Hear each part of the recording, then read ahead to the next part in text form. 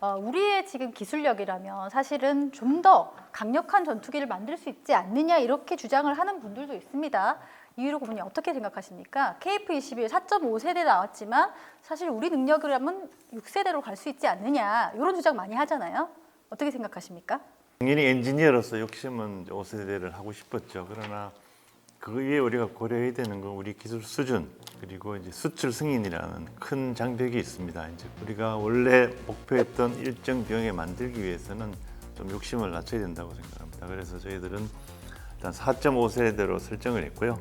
우리 그 같이 일했던 락히드 칩 엔지니어 이분이 이제 X35 개발했던 분인데 그분 얘기가 지금 KF-21의 설계 목표가 미국이 승인해 줄 수 있는 최대치다.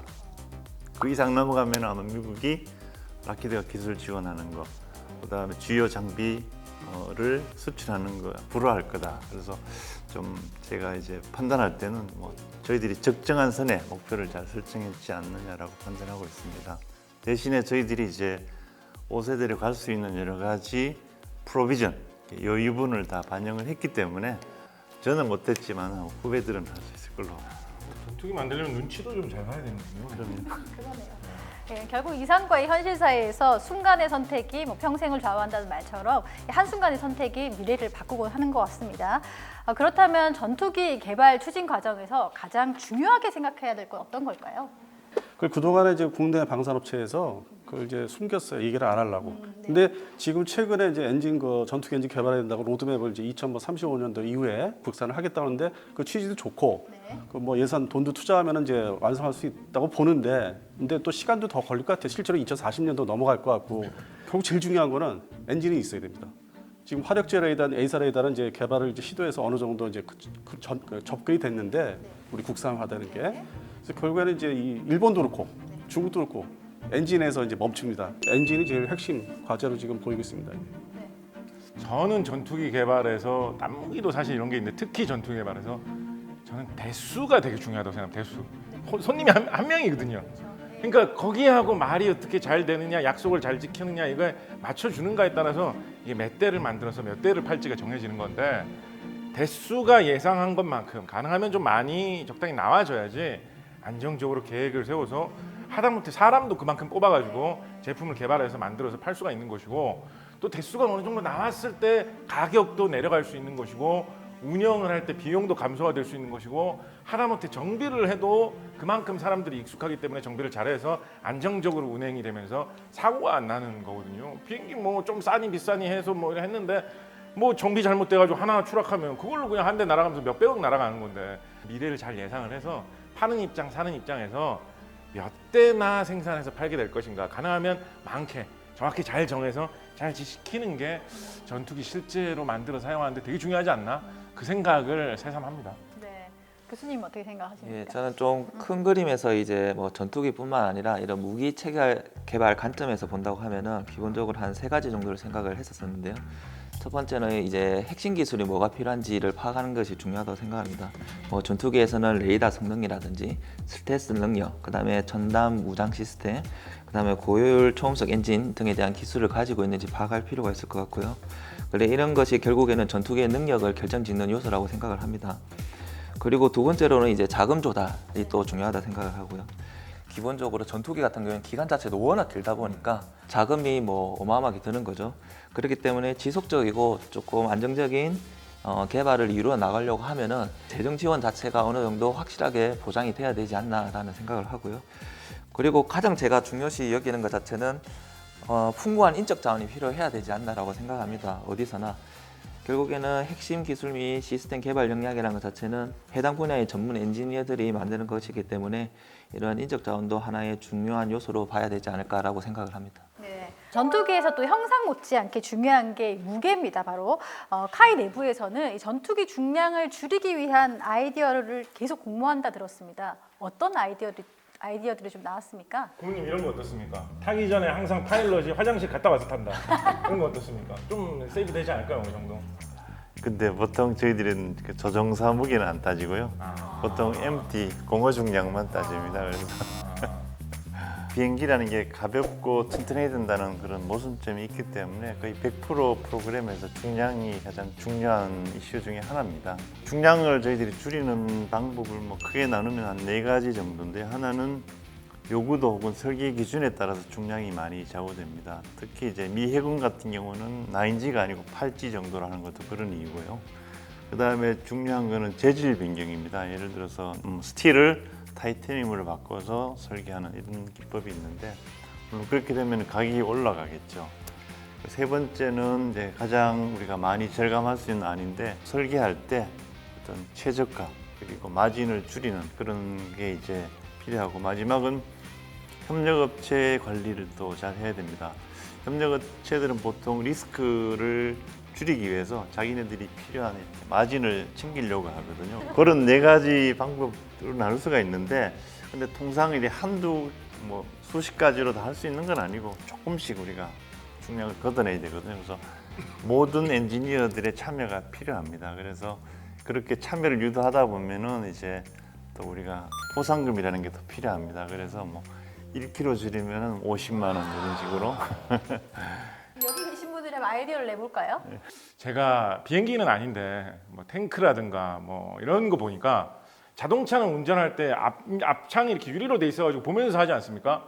근데 이제 군용 무기 중에는 앞창을 그렇게 크게 만들 수 없으니까 창을 없애고 카메라로 찍어온 영상을 보면서 운전하는 경우가 있더라고요. 그래서 전투기도 유리로 된 캐노피 부분을 없애버리는 거예요. 그래서 사람이 탈 수 있는 공간을 최대한 가벼운 재질로 따로 만들어서 넣는 거예요. 대신에 이런 뭐라 그러죠? 이 VR 기기 같은 걸 쓰고 카메라로 찍은 영상을 보면서 조정을 하는 거예요. 네. 공기역학적으로도 뭔가 완전 다른 모습으로 만들 수 있지 않을까요? 그러면서 무게를 좀 가볍게 할 수 있지 않을까요? 이 아이디어 좋은 아이디어인데 그게 이제 무인기인 거죠, 사실은. 직접 탈 필요가 네네. 점점 없어질 테니까 그러면. 네. 저희들이 이제 가장 중량을 많이 줄인 부분 중에 하나는 그 보통 날개를 분리가 가능합니다. 그래서 보통 육상 수송이라든지 혹은 수송기로 이동할 때 날개를 분리해서 이동을 하는데, KF-21은 그렇게 하지 않고 일체 설계를 했습니다. 중량 부분을 상당히 많이 줄였고요. 물론 그렇게 되면 육상 운송이라든지 수송기 운송이 좀 어려운 측면은 있습니다만은, 일단 F-35도 동일한 개념으로 설계를 했고요. 그리고 우리가 공중 구비가 있기 때문에 사실은 어디든 날아갈 수 있기 때문에 그런 부분은 일단 요구도에서 제외를 하고 일체 설계를 했습니다. 그 아이디어는 얼마를 그러면 혹시 받았나요? 그거는 개인 아이디어라기보다는 굉장히 중요한 프로그램 디시전이기 때문에요. 오늘 처음부터 논의가 됐던 사항들입니다. 회사에 사는 대회는 이렇더라고요. 이게 저 또 진짜 이거 하나만. 네. 이거 좀 황당할 수도 있는데, 아까 기왕이 협력사 관리 얘기를 하셨으니까 약간 멀리 보고 엔진 만드는 회사들하고 정유사들 이런 데를 들볶아 가지고 비행기에 쓰는 기름을 지금보다 훨씬 가벼운 기름으로 바꿔버리는 거죠. 예를 들면 뭐 부탄가스 같은 걸로. 너무 부탄가스 좀 없어 보이나요? 지금 비행기 기름에 보통 제가 알기로는 뭐 군용기는 모르겠습니다만 제트퓨얼이라고 해가지고 주로 등유가 주성분인 기름을 사용하는데, 케로신 개발. 네, 의외로 그 등유가 좀 무거운 거거든요, 사실은. 그래서 이제 비행기 뛰어보면 기름 무게가 엄청 항상 많이 차지하는데, 요거를 부탄가스 정도 엄청 가벼운 걸로 바꿀 수 있는 엔진을 적용할 수 있다면 훨씬 가벼워지지 않을까요? 훨씬 가벼워질 것 같은데 어떻습니까? 아까 부연 설명이긴 합니다만은, 일단 그 페이로드하고 그다음에 연료 무게는 뺀 나머지 공허 중량 네, MT웨이 뺀다고 기준으로 했죠? 지금 화장실에 말씀을 드리는 가면. 겁니다. 네. 자, 알겠습니다. 이제 물론 이제 그것도 맞는 말씀이고요. 그래서 그런 측면에서는 지금 액체 수소가 가장 에너지 컨텐트가 높습니다. 수소는 뭐 네, 생각할 수 네, 있는 한 네, 가장 가벼운 네. 연료니까요. 네. 또 전투기 개발하면 무장 체계 또 항전 장비 같은 기술 개발이 병행이 돼야 되죠. KF-21과 함께 가야 할 분야가 있다면 어떤 것들이 있을까? 안 대표님부터 말씀해 주시죠. 사실 앞서 이제 우리 고모님이 얘기하셨는데 향후의 미래 발전을 위한 여러 가지 확장성을 우리가 반영을 했습니다. 그래서 추가적인 임무 장비 장착을 위한 전력 그리고 냉각 공기에 대한 여유뿐만 아니고 5세대 전투기를 갈 수 있는 내부 무장 공간도 확보가 되어 있는 상태입니다. 지금 현재 KF-21이 사실은 그 잠깐 발표한 적이 있어요. 어떤 세미나장에서 스텔스 성능. 네. 그러니까 그 내부 무장창을 살짝 보여준 적이 있어요. 2018년도에. 그래서 그 부분을 지금 집중적으로 더 파고들어야 되지 않을까. 아, 그러면 지금은 KF-21은 그냥 밖에다가 무기를 다는 형태인가요? 뭐 F4 팬텀처럼 이제 그 주렁주렁 공대형 밑에다가. 미사일, 그 미티어 그 장거리 공대적 미사일을 이제 매 이렇게 붙인. 약간 최초의- F-22처럼 안에 이렇게 수납하는 형식이 아니고. 근데 평이 아니고. 나중에 이제 개량형 블럭 3 단계하면 저걸 이제 내리고 뚜껑을 이제 프라모델 열듯이 그게 기본 설계가 있어요. 근데 아까 이제 또 말씀하신 게 미국의 이제 눈치를 봐야 되는. 그러니까 미국의 어떤 그 F-35가 어느 정도 적정선은 이제 생산 판매 전 세계적으로 그러니까 그 최우수 동맹국한테 판매된 상태에서 그 시기를 봐서 이제 우리가 이제 뚜껑을 이제 열 때가 이제 2030년대 뭐 중반. 그러면 이제 소위 뭐좀 외국에서 평가하기를 뭐 주변국 특히 일본에서 우리 KF-21을 저렇게 해서 보면 결국 뭐 5.5 그다음에 5.7까지 갈 것이다. 근데 다만 이제 6세대는 이제 그게 다들 쉽게 얘기하는데 뭐 유럽도 이제 개발하고 미국도 한다 하지만은 그건 상당히 어려운 거 저게 과제고. 그래서 우리가 이제 접근할 수 있는 게 2035년 전후로 해서 할 수 있는 게 5.7까지. 그러니까 스텔스 성능을 이제 확실하게 확보하는 기본 계획을 갖고 있다는 거예요. 그래서 그거를 좀 더 구체적으로 발전시키길 저는 기다리고 있죠. 우리 교수님 생각은 어떻습니까? KF-21이 결국 함께 가야 될 분야가 이제 멈티라고 생각을 합니다. 이 멈티라는 거는 유무인 복합 전투 체계인데요. 이제 맨드 언맨드 티밍이라고 해가지고 미래 전장에 있던 핵심 요소로 요즘에 많이 연구가 되고 있습니다. 기본적으로 이제 인간과 무인기가 결국에는 공조해가지고 임무를 공동으로 수행하는 것인데요. 예를 들어가지고 KF-21의 그런 유인 전투기에서 무인 전투기를 원격으로 제어를 하고 그다음 위험 지역에 대한 정찰 및 감시 임무를 무인 전투기가 함으로 해가지고 유인 전투기에서는 무인 전투기로부터 어떤 정보를 획득을 함으로 해서 더 안전하고 효과적인 전투를 할 수 있게 되는 것입니다. 그다음 미래 전쟁의 승패를 좌우하는 중요한 요소로 자리를 잡을 것 같으니까 이런 멈티에 대한 기술 개발이 같이 병행돼야 되지 않을까라는 생각을 하고 있습니다. 저는 약간 멀리 보는 이야기일 수도 있을 것 같긴 한데요. 저는 민수 사업하고 같이 갈 수 있는 고리를 좀 많이 만드는 것도 좀 중요한 것 같아요. 네. 딴 무기하고 비교를 해보면 우리 지난 시간에 했던 군함 같은 경우 보면 유조선 잘 만들고 다른 배 잘 만드는 회사가 뭐 군함, 잠수함 만들고 있거든요. 육군 무기들도 보면 기차 만드는 회사에서 육군 무기 막 다 만들고 그러거든요. 근데 전투기 만드는 기술이 민항기에 어떻게 사용되냐라고 하면 그거보다 연결고리가 약한 것 같아요. 물론 뭐 소재 산업이라든지 뭐 여러 가지 아까 뭐 멈티 뭐 이렇게 하면 거기서 사용하는 뭐 드론과 관련된 기술이나 전자 기술이나 이런 게 연결될 수 있는 고리들은 많이 있는데 그런 거를 좀 더 확대를 해가지고 더 우리가 많은 예산을 투입을 해가지고 만드는 전투기 기술이 산업 다른 분야에서도 많이 확대될 수 있도록 그러다 보면 또 어디 가가지고 그게 터져서 또 시장이 새롭게 또 열릴지 모를 노릇이고 좀 더 꿈을 크게 가져본다면 아까 우리 안 대표님 말씀하신 엔진을 개발한다 이런 이야기들도 계속 하고 있는데 엔진 개발 기술, 항공기 형상 개발하는 기술 이런 게 착착 쌓이다 보면 결국은 민항기 뭐 이런 거에서도 충분히 경쟁력 있는 뭔가가 나오는 날도 오지 않을까 기대를 해본다면 민수산업하고 연결고리를 많이 확대하는 것도 좀 생각해 볼 만한 문제 아닌가 싶습니다. 네, 좋은 의견이신 것 같습니다. 자, 그 KF-21도 FA-50처럼 언젠가는 수출하는 날이 올 텐데 또 수출을 생각하면 앞서 말씀 나왔지만 미국의 수출 허가를 받는 것이 많습니다. 이런 기술 통제를 해결할 방법이 있을까요? 그동안에 이제 F-50도 이제 수출을 좀 이렇게 신경을 안 쓴 게 미국의 어떤 대외 그 국방 외교 정책을 좀 이렇게 처음부터 생각을 안 했던 것 같아요. 근데 지금 보면은 우즈베키스탄 같은 경우 아까 예를 들었지 않습니까? 미국의 동맹 우방국들의 흐름, 어떤 외교 정책 뭐 이렇게 그다음 상대 국가들이 뭐 중국에 가까워진다든지 뭐 러시아에 또 이렇게 밀착한다든지 그걸 다 일일이 주시하고 따져보고 이제 기회가 와요. 그게 또 이렇게 멀어질 때가 있으니까. 그래서 그런 나라 대상국들을 면밀히 뭐 중남미도 그렇고 특히 중동 지역에 이제 소요가 있으니까 그다음에 유럽도 그렇고 그러니까 그 주시해야 됩니다. 그 어떤 흐름, 그 외교 상황의 국방, 미국의 국방 정책 그걸 다 양쪽을 보면서 딱 그 기회가 나오면 바로 이제 집중해야죠 영업을. 세계 외교의 변화를 따라가는 이런 게 중요하다는 말씀에 정말 공감하시는 게 우리 고모님 처음 80년대에 회사 입사하셨을 때만 해도 본인이 개발한 전투기를 폴란드에 판매하게 되리라고는 정말 상상 못 하셨을 거예요. 그때는 모든 분들이 전투기 개발할 일이 없을 거라고 얘기했습니다. 저기 이제 폴란드에 계셨는데 폴란드가 이제 자기들 고등 훈련기로 그 이태리제 그 M346을 샀어요. 그래서 그걸 보면서 저기는 이제 절대 팔 수 없는 F-50을. 근데 이제 전쟁이 났지 않습니까? 그리고 이제 F-16을 도입을 하면서 운영을 좀 해보니까 그 다음에 F-35를 차세대 전투기를 했는데 이거를 앞으로 좀 평탄하게 운영하려면은 뭔가 훈련 체계가 또 다 갈아엎어야 되는.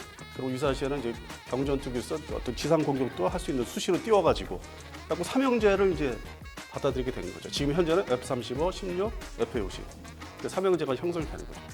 결국에는 기술 통제가 된다는 것 자체가 국산화 비율이 100%가 아니라고 생각을 합니다. 그래서 근본적으로 해결하는 것은 어떤 전투기 개발에 있어 가지고 핵심 기술에 해당되는 부분에 대한 완전한 국산화가 필요하다고 생각하고요. 이 국산화 하는데 보통 뭐 80%, 90% 국산화를 이루었다 한다 하더라도 그걸 까놓고 보면은 진짜 필요한 그 구성품이라든지 소프트웨어 단에서 보면은 그게 국산화 이루어지지 않아 가지고 100%를 채우지 못하는 걸로 알고 있습니다. 미사일 개발하신 분이라고 너무 좀 쉽게 얘기하시는 거 아닙니까? 아닙니다. 100% 쉽게 갈 수 있을까요? 그게 어렵지 않기 때문에 그런데 기술 통제를 벗어나려고 하면은 근본적으로 필요하지 않을까라는 생각에서 말씀드리는 겁니다. 자, 오늘 K 전투기의 시작부터 앞으로의 과제까지 심도 깊은 이야기 나누고 있는데요. 여기서 궁금한 점이 생깁니다. 여러분들이 생각하는 최고의 전투기는 어떤 것일까요? 먼저 곽 작가부터. 답이 정해져 있지 않습니까? F-22 랩터 이상 있을까요? 20년 전에 나왔죠, 거의. 그런데도 지금까지도 세계 최강이라고들 하죠. F-22 모의 전투 뭐 이런 거 해보면 F-22하고 F-22보다 한 급 낮은 이 정도면 그래도 좀 비벼볼 수 있지 않을까 싶은 전투기하고 붙으면 막 1대 10으로 막 지고 엄청난 성능을 보여주죠. 최근에 F-22의 여러 가지 뭐 가격이 너무 비싸다 이런 문제가 있어서 뭐 단종이 될 것이다 이런 이야기들이 좀 나오고 있는데 이런 느낌도 저는 사실 좀 듭니다. 너무 좋은 걸 만들었다. 만들어 놓고 한 20년 써보니까 이렇게까지 좋은 거는 굳이 지구상에 없어도 될 것 같다. 앞으로 뭐 무인기도 더 나오고 할 테니까 그러니까 뭐 단종해도 될 것 같다. 약간 이런 느낌마저 좀 드는 그런 느낌이 있거든요. 그렇지만 필리핀에서 F-52한테 한번 50한테 한번 잡혔다는 거. 저는 F-22 한번 타보고 싶기도 하고요. 좀 한번 만져보고 싶기도 해요. 왜냐면 미국에서만 주로 갖고 있으니까 좀 동경의 전투기입니다.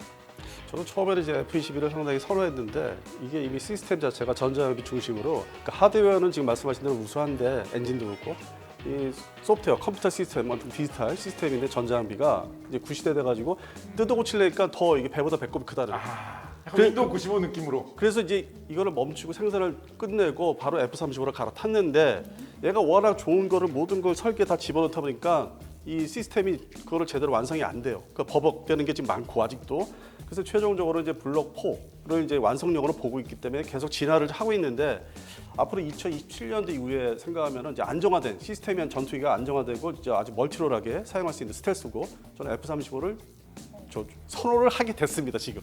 저 이 질문에 대한 답을 생각할 때 KF-22를 제외하고 그럼 F-22는 당연히 나올 거고 F-35도 나올 거고 현존하는 시점에서는 최고의 전투기는 아닌데 이제 머지않아서 최고의 전투기가 될 것이라고 생각하는 것은 이제 X-60이라는 것이 있습니다. AI가 조종하도록 개조된 F-16 전투기인데요. 이 X-60의 경우에는 이제 작년 기준으로 인간의 도움 없이 AI가 조정을 해가지고 비행 시험에 성공한 이대로 또 가장 최근에 미국의 달파에서 X-62가 인간이 조정하는 그런 전투기와 그 다음에 근접전인 그런 도그파이트를 벌였다고 이제 발표를 했습니다.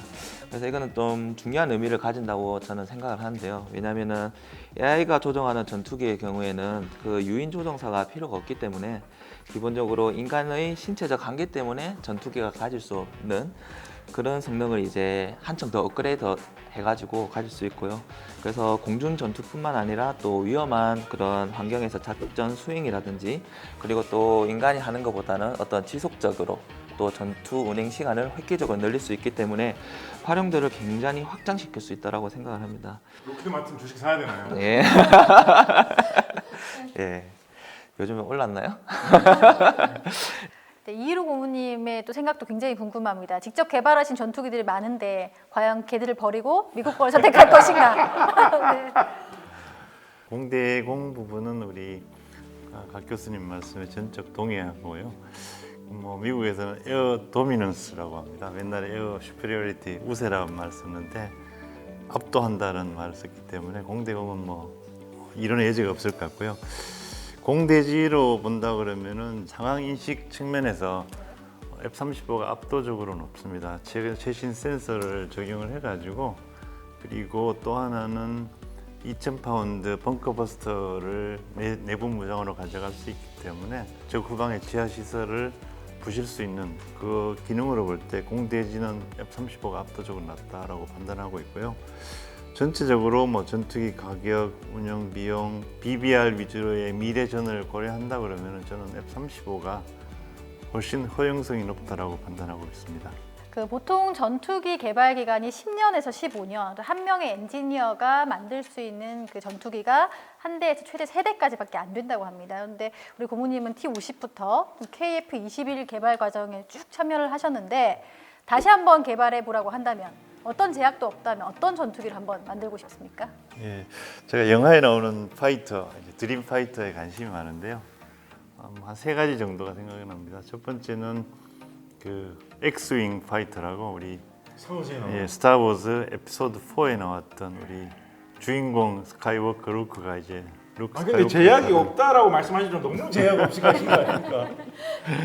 서울시에 나오는 전투기. 전투 시작할 때 날개가 X자로 바뀌고 그리고 이제 레이저포 그리고 이제 광속으로 나를 수가 있고 또 하나는 거기 R2D2라는 드로이드가 이제 코파일럿 부조종사 역할도 하면서 또 나중에 보니까 전투 수리도 하더라고요. 그런 개념들이 들어가 있었던 것 같고요. 두 번째는 그 80년도에 나온 파이어폭스라는 영화가 있습니다. 클린트 이스트우드. 예, 맞습니다. 그 러시아의 소련이죠. 그때는 소련의 극비로 개발 중인 미그 31을 이제 탈취해오는 그런 영화인데 그 영화를 보면은 뭐 스텔스, 극초음속 그리고 후방으로도 미사일 쏠 수가 있고 또 하나 재밌는 거는 생각으로 조종한다는 개념이 참 특이했던 것 같아요. 물론 그 영화 보면은 일단 러시아어로 생각을 해야 작동을 하더라고요. 그런 게 있었고 마지막은 그 스텔스라는 영화가 있었는데요.